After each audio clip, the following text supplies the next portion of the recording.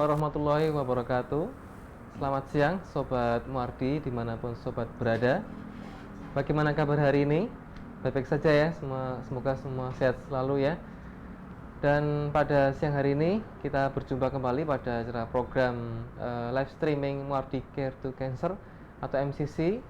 Program MCC ini sudah lama diadakan di Rumah Sakit Muardi, persembahan dari tim kanker dari RSUD Dr. Muardi untuk membahas putar kanker, tentunya bersama narasumber yang terpercaya dan kompeten di bidangnya.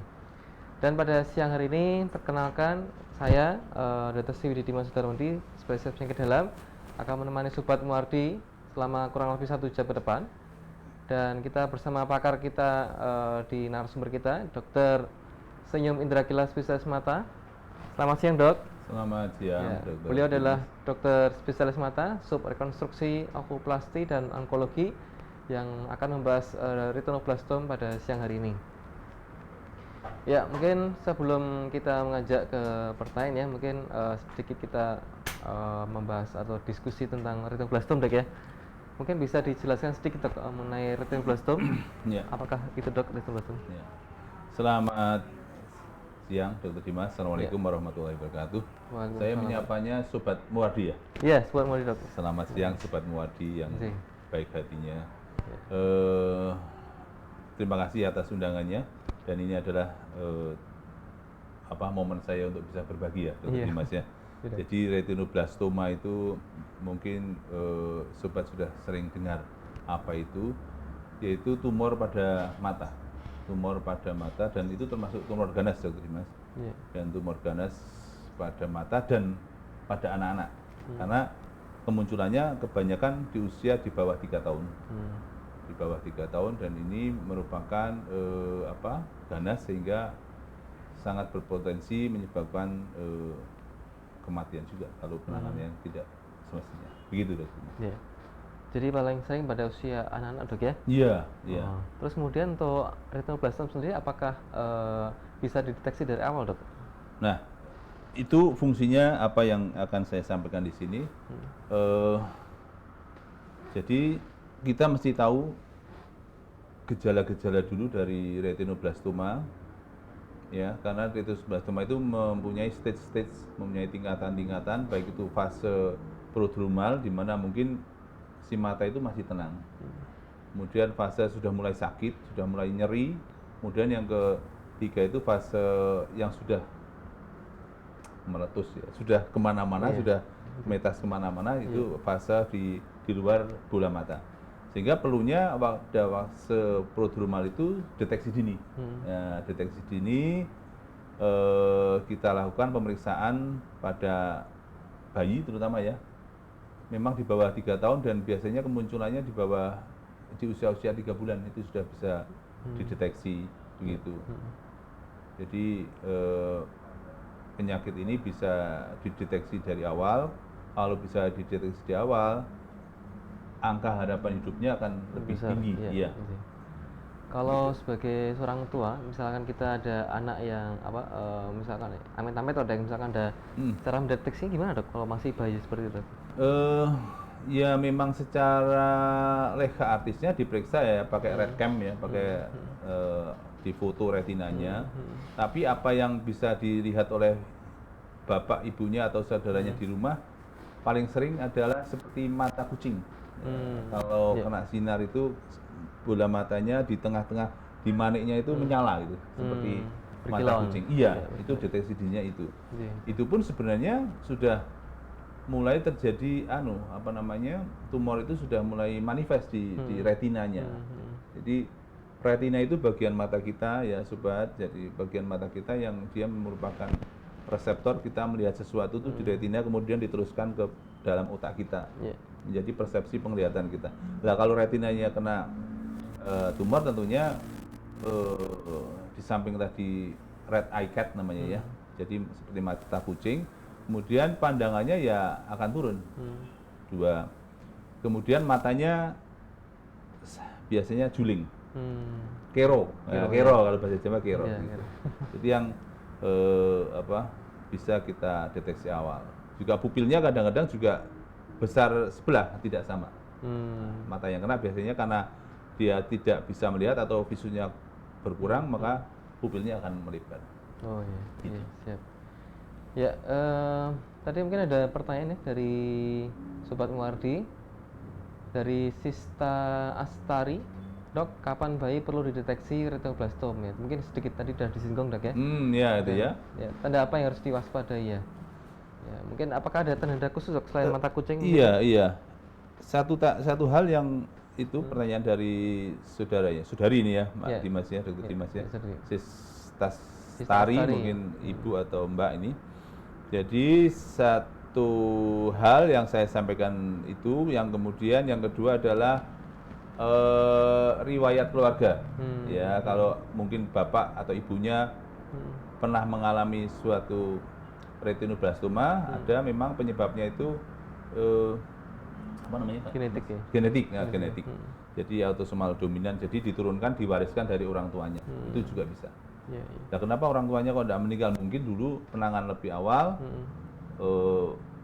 sampai mungkin bola matanya juga diambil sehingga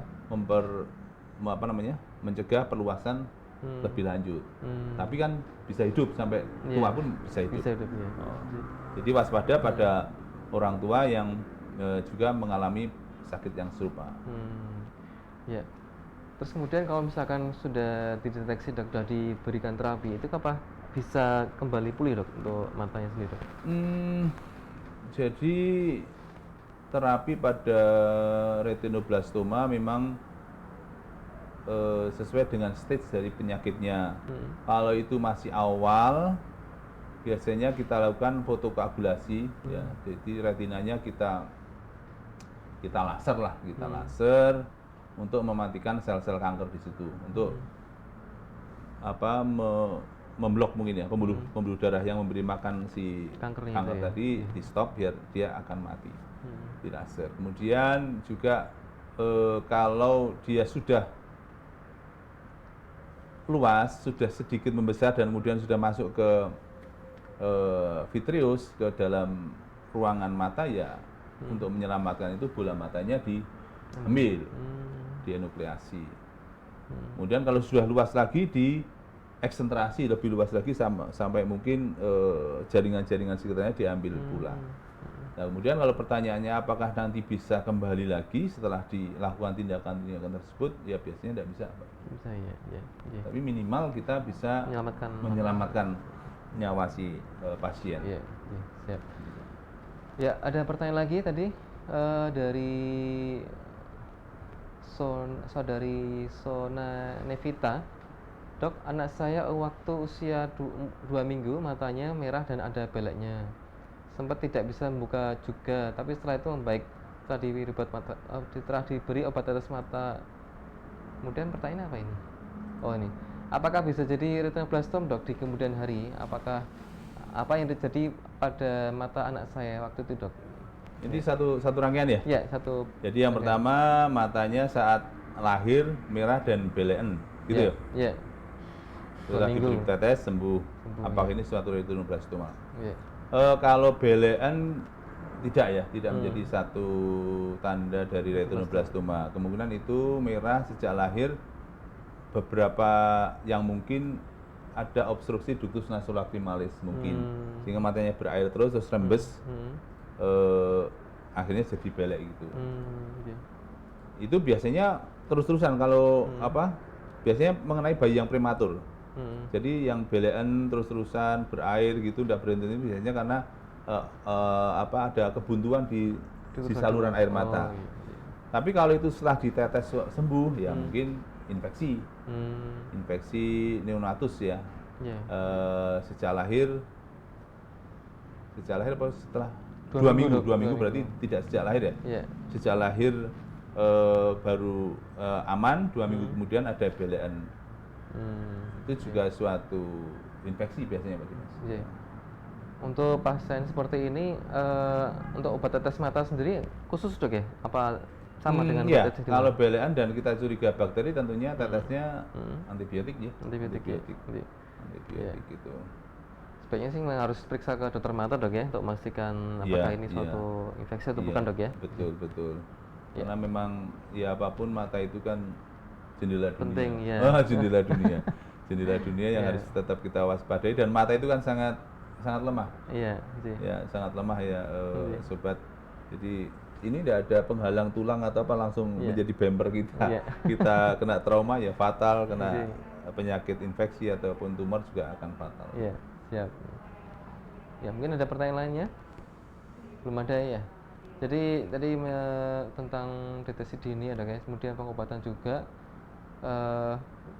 Jadi kalau misalkan sudah dioperasi dan diambil matanya, itu apakah bisa dilakukan misalkan transplantasi gitu dok?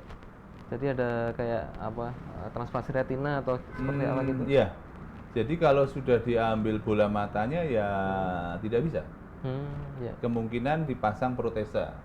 Protesa itu mata palsu, tapi ya tidak bisa melihat lagi. Tidak bisa lihat, ya. Cuma itu fungsinya fungsi estetik, fungsi untuk kosmetik, biar tidak kelihatan matanya apa bolong begitu. Iya. Gitu. Dan saya menambahi Dokter Dimas ya, Iya. tadi yang deteksi tadi tentunya yang awal selain apa yang dilihat oleh orang tua, riwayat keluarga, kalau sudah di tempat kita mungkin ya itu tadi red cam di foto apa retinanya, kemudian lebih jauh lagi di USG sejauh mana tumor itu sudah melibatkan jaringan sekitar atau masih dalam bola mata, kemudian CT scan mungkin atau MRI begitu. Jadi memang harus komprehensif untuk kalau kita deteksi menemukan sesuatu, tentunya ini harus ditelusur, benar nggak ini retinoblastoma. Kalau kejadian di Muardi sendiri banyak nggak dok retinoblastoma ini? Memang tumor ini tumor yang ganas tapi ya relatif jarang, relatif jarang ya. Ya saya menjumpai ya kalau sebulan sekali ya nggak mesti dok. belum tentu juga, ya. iya. Ya semoga aja nggak ada dok ya. Semoga ada, semoga ada. Iya, siap. Kalau kita bicara tumor, memang penyebabnya apa, namanya tumor memang apa ya, Dokter Dimas sendiri sudah di penyakit dalam juga banyak tumor dan mutasi ya, mutasi gen. Nah, itu dari mana? Memang retinoblastoma itu selain apa tadi genetik juga ada sporadik. Ya, kalau genetik biasanya itu tadi yang saya sampaikan, orang tuanya mungkin ada yang kena atau saudaranya ada kena. Tapi yang sporadik itu ditelusur ke atas tidak ada. Tapi kok ini muncul lah, biasanya muncul setelah sporadik ya wallahu alam ya. Ya, untuk pertanyaan berikutnya mungkin bisa di ini. Dokter, gejalanya biasanya tidak dari usia berapa bulan, Dok? Ya, ini mungkin gejala paling awal, Dok ya. Tadi kan sudah dijelaskan sebelum 3 tahun, Dok kan? Iya, sebelum 3 tahun, Jadi ya di tahun-tahun pertama itu harus bapak ibu yang mempunyai putra ya harus aware ya terhadap kelainan sekecil apapun yang tampak di mata anaknya. Iya. Jadi tidak ada pastinya berapa, cuman rata-rata sekitar dari 3 tahun, Dok ya. Iya, 3 tahun. Ya. Dok, kenapa dari Topan Wicaksono? Dok, kenapa retinoblastoma ini banyak terjadi pada usia anak-anak? Apa yang bisa dilakukan untuk mencegahnya, Dok? Ya kalau faktor genetik ya we can do nothing ya. Kita tidak bisa apa-apa karena ada warisan dari orang tuanya kalau kita bicara biologi molekuler memang dia tempatnya di kromosom 13 saya lupa P13 kaki kromosom 13 14 gitu. Ya memang kalau itu sudah terjadi ya di sel somatik ya nanti akan terjadi sehingga kita tidak bisa mencegah. Mencegahnya ya nuwun sewu ya. Saat mau nikah pernikahan harus hati ya. Screening kalau ya ini memang jadi apa ya saya problematika bilang, problematika. Aku cinta karo dia ya. Bapaknya ada retinoblastoma, ada kemungkinan belum tentu lah. Tentu ya. Berapa persen kira-kira, Dok? Iya, kalau bapak ibunya ada mestinya ya bapak ibunya ada ya manifest ya. Tapi kalau salah satu mungkin ya. salah satu ya berapa ya Pak Dimas? Ya 50% kali itu kan? Iya, ada kemungkinan. Ada kemungkinan gitu. Kemudian kalau yang sporadik, kalau kita bicara penyebab kanker, suatu mutasi dan mutasi banyak disebabkan oleh zat-zat kimia atau apapun itu ya mungkin makanan ya, makanan ibu saat hamil Hamil, ya. harus diperhatikan betul, jangan apa ya. Kalau kanker tuh memang masih debatable juga, katanya makan bakar-bakaran gitu ya, Iya. yang menyebabkan kanker, kemudian Micin, rokok, pengawet. rokok, apa Pak Dimas? Micin, Micin, ya itu apapun yang ilmu-ilmu tentang kanker harus dihindari lah selama kehamilan. Iya, iya. Karena kalau sporadik ya bapak ibunya tidak ada, keturunan tidak ada, kok dia bisa muncul. Iya, iya. Berarti faktor eksternal, mungkin dari makanan, dari polusi, dari gitu. Iya. Pencegahannya itu. Iya. Kalau misalkan selama kehamilan kan sekarang ada USG 4D atau 4 dimensi, itu bisa dideteksi nggak dok? Kira-kira? Itu pertanyaan bagus, tapi saya tidak bisa jawab. Sepertinya belum bisa ya, belum bisa. Gitu. Jadi kan kalau sekarang kan udah modelnya Iya. 4D itu dok, itu kira-kira Iya. bisa dideteksi nggak dok? Ini coba nanti kita Siap. telusur. Oke. Kemudian dari pertanyaan berikutnya dari Gea Soraya, penanganannya gimana dok? Apakah retinoplasma bisa sembuh ya? Jadi mungkin udah disinggung dok ya, mungkin bisa dijelaskan sedikit lagi dok. Penanganannya bagaimana tadi sudah saya sampaikan, tergantung dari stage atau gradasi dari seri retinoblastoma itu sendiri. Kalau masih berupa plak-plak di retina, mungkin ditembak laser itu masih bisa dipertahankan bola matanya dan kehidupannya. Tapi memang visus atau kemampuan melihat dari pasien tentunya sangat-sangat terganggu, sangat menurun.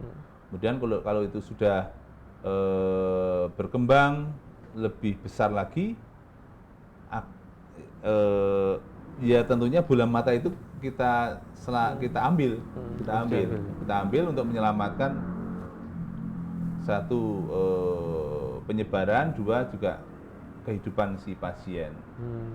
Dan ngambilnya pun itu kalau grade-nya sudah sampai meluas, ada di koran itu, di sini pun juga gede-gede itu kalau sudah datang ke kami Dokter Dimas. Bahkan ada di koran ada kanker sebesar kepala bayi, memang sampai gede begitu. Iya, ya otomatis itu ya di kemoterapi atau yang lain lah. Karena kalau kemoreduksi dulu dikecilkan, kalau itu bisa mungkin diambil, dia bola matanya diambil. Tapi kalau sudah meluas sampai ke otak ya hanya kemo mungkin, kemoterapi untuk apa itu, receiving untuk paliatif gitu ya, paliatif. Jadi memang sebaiknya kita sebagai orang tua harus waspada dok ya. Lebih baik kita harus concern atau harus lihat keadaan putra kita juga. Kemudian pertanyaan berikutnya dari Puri Sunarto, dok mau tanya dong, untuk mengetahui kanker stadium berapa harus di radioterapi dulu ya dok? Terima kasih. Maksudnya gimana dok? Mungkin kalau sudah ketahuan itu apakah ada radioterapi atau kalau tidak? Sudah kita bicara radioterapi kan kanker itu sudah tidak bisa operable ya.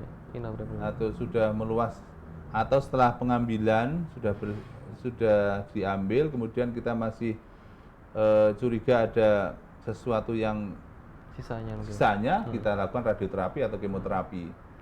Jadi itu tahapan, apabila secara laser sudah tidak bisa, secara diambil bola matanya sudah tidak memungkinkan karena sudah meluas kemana-mana, di radioterapi gitu. Ya memang ya itu tadi mungkin lebih baik kita dari awal harus tahu dok ya. Ada pertanyaan lagi mungkin? Belum ada ya.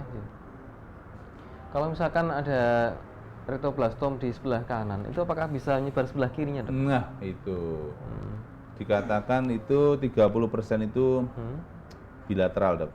Oh dua-duanya dok ya? Iya. Kalau itu suatu genetik, suatu keturunan biasanya bilateral. Tapi kalau unilateral biasanya karena sporadik. Jadi kalau 30% ya lumayan dong, angka 30%. Cukup besar ya. Apakah ini bisa menular yang sebelahnya? Bukan menular ya, tapi memang mata satunya juga ada. Iya, memang sudah ada dari awal. Iya, ada bilateral itu. Jadi memang harusnya kita lihat dulunya dok. Iya, lihat dua-duanya. Pastikan aja dok. Karena ya amit-amit kalau misalkan duanya kena kan bisa Iya. Ya. Kemudian tadi mungkin ada ada sedikit tentang apa yang pernah ditangani di sini itu sampai stadium berapa, Dok? Kebanyakan yang sudah datang ke kami ya sudah stadiumnya sudah stadium Lanjut, Dok. lanjut dok. Jadi sudah di dalam matanya sudah penuh, bahkan sudah meluas ke jaringan-jaringan di sekitar bola mata.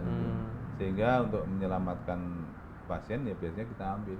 Oh, gitu. Setelah itu kita lakukan kalau dia sampai semuanya kita eksentrasi ya ini kemudian kita graf ya, kita graf atau kita flap dari jaringan yang masih utuh ini kita flapkan sehingga matanya memang jadi bolong gitu, cepung. Bolong, iya, Tapi sudah kita bungkus lagi dengan kulitnya pasien. Iya, iya. Berarti kebanyakan pasien sudah terlambat, Dok, ya? Iya. Kemudian untuk ada ini sebenarnya udah bisa ditanggung BPJS juga, Dok, ya? Bisa Ya. penanganannya bisa. Bahkan dari awal pun juga bisa, Dok, ya? Bisa. Ya. Jadi sekiranya kalau ada BPJS ya, kalau misalnya ada masalah di matanya sebaiknya harus periksa dari awal, Dok, ya? Iya. Biar tidak sampai bertambah besar atau bertambah berat. Ya, kemudian pertanyaan berikutnya dari Tamara JJ. Dok, kalau mata anak usia 1 tahun terlihat juling, apa perlu diwaspadai retinoblastom, Dok? Sebaiknya bagaimana ya, Dok? Apakah langsung ke dokter mata? Gimana, Dok? Iya, kalau diwaspadai iya. Tapi belum tentu suatu retinoblastoma. Ya. Sehingga kalau Bapak Ibu sudah waspada itu ya alhamdulillah, artinya aware terhadap putranya. Tentunya nantinya akan dikonfirmasi dengan kelainan-kelainan lain yang ada pada pasien ya. Pak Tamara Cici. Gitu. Sehingga juling memang menjadi salah satu tanda dari retinoblastoma, tapi belum tentu retinoblastoma. Bisa karena suatu kelainan kacamata juga bisa juling begitu dan yang lainnya. Sehingga apakah perlu langsung saya bilang ya sebaiknya begitu. Daripada nanti benar-benar iya tapi terlambat. Ya, gitu. Ya, belum ada pertanyaan lagi ya. Dari Facebook juga belum ada ya. Ya. Kalau tadi kan ketika mungkin waktu bayi lahir itu kan kadang tidak bisa terlihat, Dok, ya, untuk adanya itu kira-kira apakah ada suatu tindakan eksternal dari orang tua mungkin ya yang bisa berakibat akan terjadi retinoblastoma, Dok? Atau itu hanya murni mungkin hanya genetik atau mungkin ada tindakan-tindakan yang mungkin tidak sengaja atau justru akan berakibat muncul retinoblastoma? Kalau tindakan dari orang tua yang berakibat memunculkan retinoblastoma kok saya belum pernah dengar dan sepertinya tidak, Dr. Mas ya. Karena retinoblastoma ya dari dua hal tadi. Jadi genetik karena keturunan dan sporadik. Dan sporadik ini ya karena mutasi karena apa ya? Mungkin makanan ibu selama hamil gitu, sinar UV atau yang lainnya gitu. Tapi kalau tindakan dari orang tua yang membahayakan sehingga menyebabkan retinoblastoma kok sepertinya belum ada ya.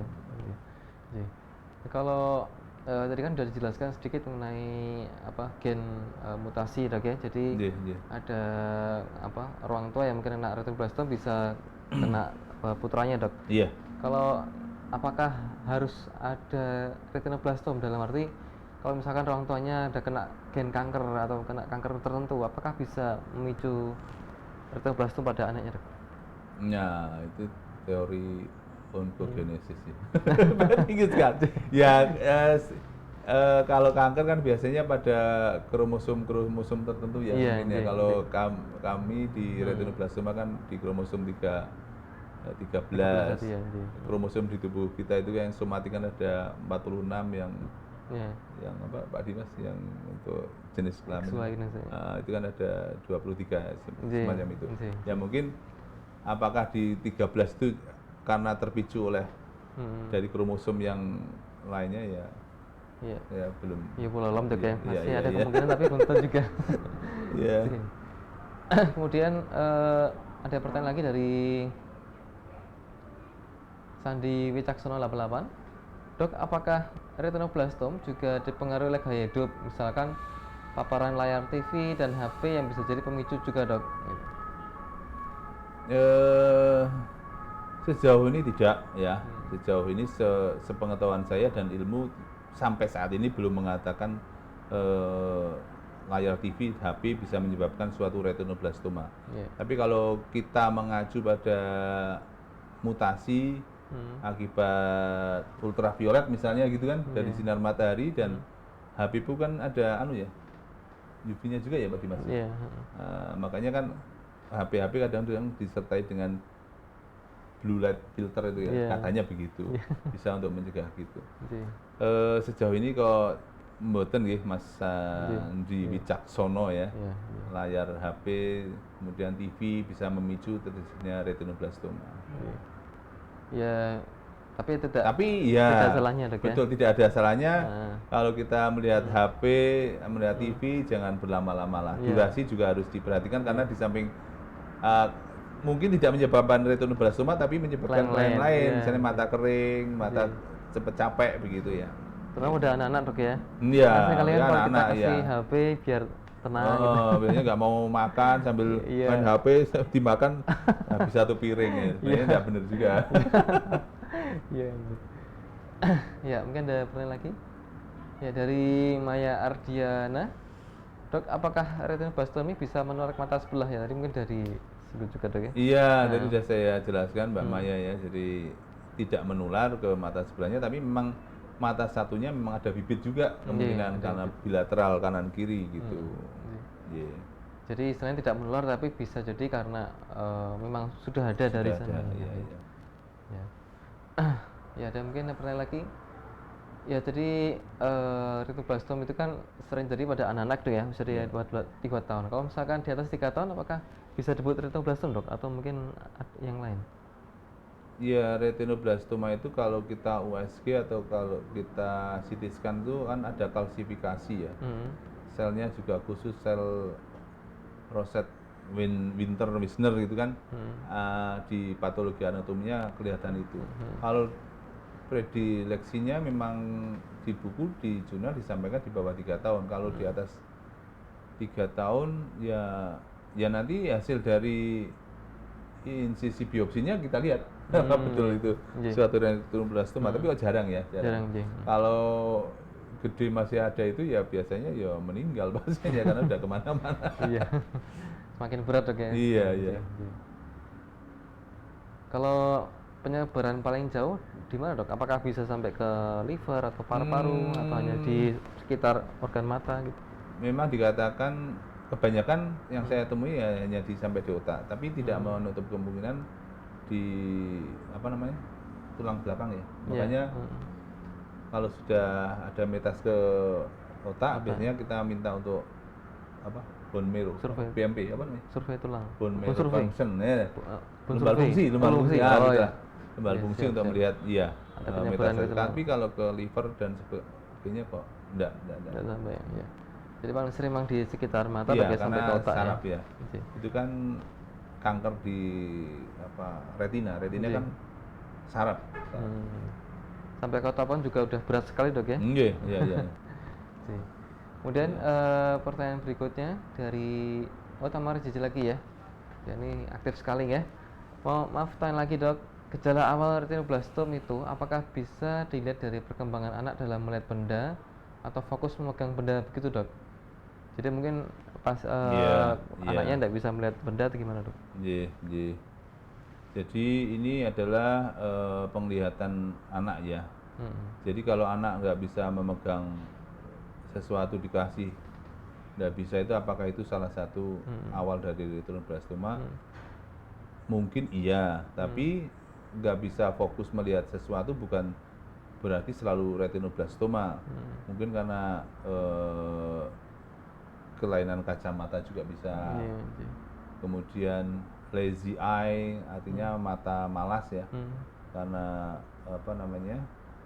perkembangan untuk penglihatannya memang tidak berkembang sehingga dia tidak fokus pada melihat objek seperti itu. Tapi apapun itu kalau menjumpai anaknya seperti itu ya harus diperiksakan, deteksi dini ya. Apalagi ditambah matanya agak juling misalnya gitu ya. Tambah lagi ada riwayat misalnya dari orang tuanya ya harus screening betul kali itu. Tapi kalau sejauh anak dalam melihat benda memegang benda begitu ya, itu selain di mata mungkin ada istilah di bagian pediatrik ya yang Tumbuh kembang mungkin, delay ya, tumbuh kembang delay Oke. perkembangan yang terlambat juga bisa sih. Oke. Berarti ya pada prinsipnya sih tadi ya mutasi genetik ya, Iya, ada iya, riwayat iya. faktor keluarga Iya, orang iya, tua iya. juga dok ya. Oke. Kemudian ada apa lagi? Ya mungkin ada yang lagi mau disampaikan dokter, tentang mungkin tentang seputar retinoblastoma atau bagaimana pencegahannya atau Iya, sebagainya mungkin. iya, iya, iya, iya. Jadi kembali ke awal tadi bahwa retinoblastoma itu adalah kanker ganas pada anak-anak yang bisa menyebabkan kematian ya, walaupun dia apa namanya kecil ya, prevalensinya kecil, tapi tetap itu merupakan tumor ganas pada anak-anak, sehingga perlu diwaspadai setiap perkembangan pada mata anak ya. Seperti yang saya sampaikan tadi, gejala-gejalanya seperti pandangannya berkurang, kemudian matanya juling, kemudian ada amaurotic cat eye tadi ya, mata seperti mata kucing gitu ya. Oke. Atau tadi Bapak sampaikan melihat sesuatu kok geragap-geragap, itu juga mungkin salah satu gejala retinoblastoma, harus segera diwaspadai dan diperiksakan ke dokter gitu ya. Gitu. Ya. Dan intinya lagi, deteksi dini apapun itu lebih penting daripada penanganan yang sudah Ya, kalau terlambat. udah terlambat ya. Karena seringkali ya ketemunya sudah terlambat dok ya. Iya. Ini ada pertanyaan lagi dok dari Kejora Santi. Dok, apakah bayi kalau terlalu sering lihat ke atas itu tidak baik dan bisa mengakibatkan juling dok? Melihat ke atas sih, misalnya bayi kan berarti tidur ya? Iya, positif kali ya. Saya kan. Melihat keliling, enggak lah, usia enggak itu, enggak apa-apa. Melihat ke atas itu ngelirik ke atas atau melihat matahari ke atas gitu ya? Iya. Jadi saya enggak paham betul, tapi mestinya enggak lah, tidak menyebabkan juling. Iya. Tidak. Berapa lama perkembangan retinoblastoma? Ya, ini pertanyaan lagi dok, Fuyung Hai 75. Berapa lama perkembangan retinoblastoma dari gejala awal sampai stadium akhir dok? Iya. Gejala awal diketahui sejak usia di bawah 3 tahun tadi ya. Stadium akhir itu bagaimana? Stadium sampai dia 4 mungkin. jebrot kemana-mana gitu ya? Iya. Wah, itu cepat sekali, ya. Ya kalau range waktunya kadang itu kontrol bulan ini masih segitu, bulan depan wah sudah gede banget itu ya. Ya kita nggak usah bicara sampai seberapa, pokoknya secepat mungkin ya kita tangani lah. Gitu. Intinya kalau kanker ganas itu kan sangat cepat ya. Iya, sangat cepat. Apalagi kalau dia pasien dengan retinoblastoma lebih cepat lagi mungkin Lebih ya. cepat lagi. Ya. Jadi kalau udah kira-kira udah ketahuan seperti itu, saran saya sih langsung periksa ke dokter mata ya. Bisa berkonsultasi dengan dokter Senyum di Rumah Sakit Muardi untuk melihat lebih jauh apakah ada retinoblastoma tidak dok ya. Iya. Tentunya nanti kami juga bekerja sama itu dokter. Iya. Ada pediatrik oftalmologi yang melihat retinanya, mungkin konsul anak juga gitu. Intinya multidisipliner ya. Multidisiplin. Kan tentunya kalau yang seperti ini tidak bisa kita tangani hanya satu orang saja ya, pasti ada bekerjasama dengan dokter pediatri juga dok ya. Mungkin ada pertanyaan berikutnya? Ada ya. Oke. Ya. Mungkin sebelum kita tutup atau ada tambahan lagi? Saya kira saya cukup. Cukup ya, nggak ada. Semoga bermanfaat. Ya. Mungkin sebelum ditutup dok, ada apa yang disampaikan atau note closingnya dok? Oke. Baiklah. Kembali, selain retinoblastoma, saya menggarisbawahi bahwa mata itu adalah kembali ke jendela dunia. Ya. Dengan mata itu maka memori itu akan katanya 80% kita akan masuk ke memori kita. Kalau kita hanya mendengarkan saja, mungkin di balik pagar itu, oh itu orangnya nggak bisa. Tapi kalau dengan melihat pakai mata itu istimewa. Satu itu. Kedua, bahwa mata itu bagian bagian tubuh kita yang relatif lemah ya dibandingkan bagian yang lain, karena satu sangat lunak, kemudian posisinya juga di depan dan tidak ada Pelindung. penghalang atau pelindung yang kuat sehingga rawan sekali terhadap trauma, dan kalau terjadi trauma bisa fatal.